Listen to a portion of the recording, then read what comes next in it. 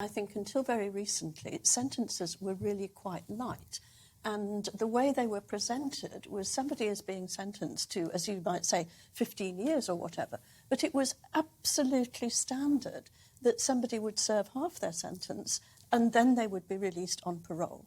Now, that has been altered, I think, and there's more discretion about it, and you serve more, I think maybe 2/3, 3/4 of your sentence as standard.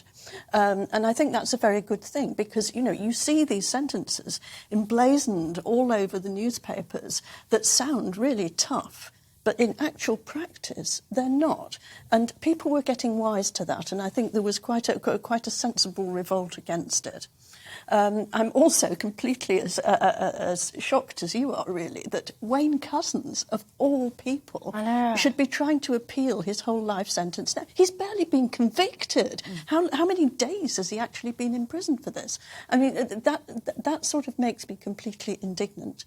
But I also think that in the fullness of time, if we're looking down the road, maybe 20 years, you would say that people on whole life sentences, not before 20 years, but say after 20 years, they could lodge an appeal, not for complete freedom, for maybe being transferred to an open prison, maybe some form of licence, under very strict conditions. But I do think that the idea that somebody will be in prison basically for the whole of their life, and the idea that they would never, ever be given a chance to show that maybe they have really, really reformed.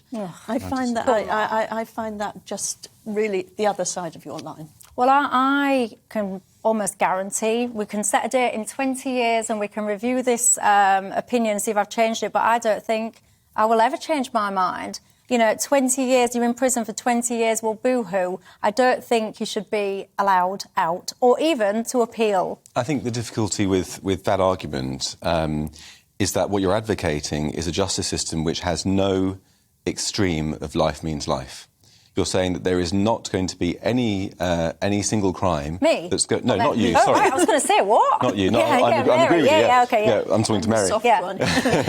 That we're going to have a spectrum of justice that goes from a slap on the wrist for shoplifting all the way through to murder, and at no point on that spectrum are we going to say you get a life sentence and you're going to die in prison and that's non-negotiable.